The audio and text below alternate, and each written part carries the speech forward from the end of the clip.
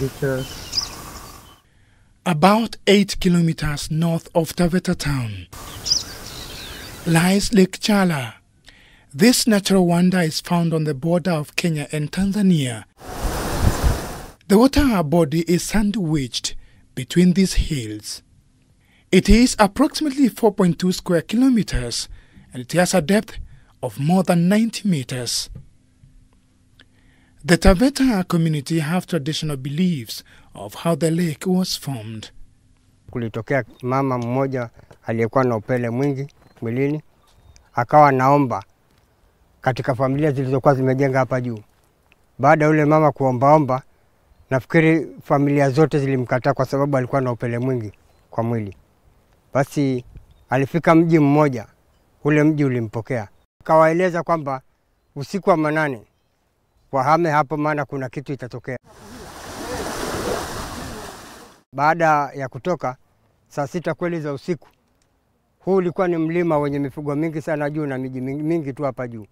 Basi alivyowatoa wale, hapa ule mlima ukabomoka na maji yakatoka. Miaka za nyuma ilikuwa tukija tunasikia ng'ombe, mbuzi, kondoo wanalia ndani. Hata wale ambao ni waogeleaji wa zamani kama mimi, wengine tushawahi kufukuzwa na mbwa. Unaogelea unaenda kule mbali, anatokea mbwa, anakurudisha kiku. Ukizama ukiangalia humuoni, ukipanda juu tayari mbwa huyo. According to scientists, the lake was formed about 250,000 years ago through a volcanic activity. Crater lakes are formed as a result of cooling and contraction. This occurs when a magma which is found within the mountains, and more specifically within the vents of the mountains, cools under this contraction and cooling effect. It ends up crumbling and falling within itself, forming a crater or a hole on top of that mountain.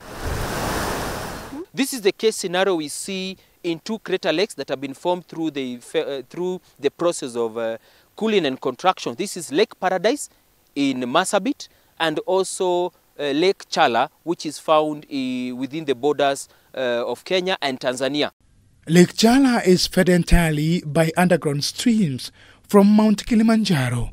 Challa in turn feeds Lake Jipe, some 30 kilometers away from here, through more underground systems.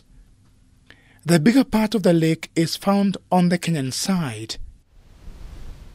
Getting down the beach is a huge task. However, it is worth the effort. It is here that we find the Imbaria Beach Management Unit Group digging and clearing a section of it. 2011 ndio kilianza kutambulika, ambapo certificate ya kwanza tulipewa 2011. They are hoping to make room for a shade where visitors can sit and enjoy the cool breeze. Kikundi hiki kwa upande wa conservation tunajitahidi sana, maana hata hii barabara msingelipata hivi ni kwa ajili yetu. Tutaki mazingira yawe machafu. Na pia tunajitahidi, tunaanza mambo ya upanzi wa miti, tunataka kuwa na mizinga kwa ajili ya kuvuna asali. Their conservation efforts are aimed at enabling them to put food on the table once they begin getting visitors. Tulikuwa tumepromisiwa na county government mwaka jana. Tukamwomba MCA akasema tayari atatupatia milioni 2.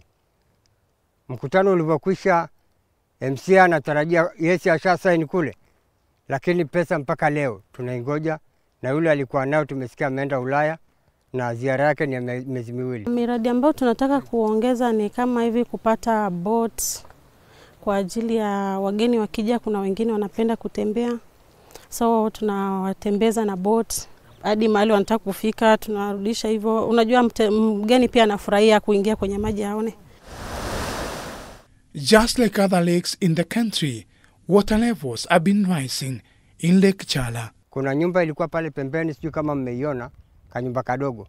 Kalikuwa mbali na maji hapa na kwenye kile kichaka. Leo simuona kamezama. Kwa hivyo maji yanakuja speed. Kila siku sasa yanapanda. On the Tanzanian side of the lake, there are hotels, but from the Kenyan side, there's nothing to write home about. A clear indication that this is a natural resource that is currently being underutilized. Locals here hope that this narrative will soon change. Lake Challa has a potential to change the economy of this place should the efforts by locals to conserve it be supported. Dan Kaburu, K24, the voice of nature in Taita Taveta County.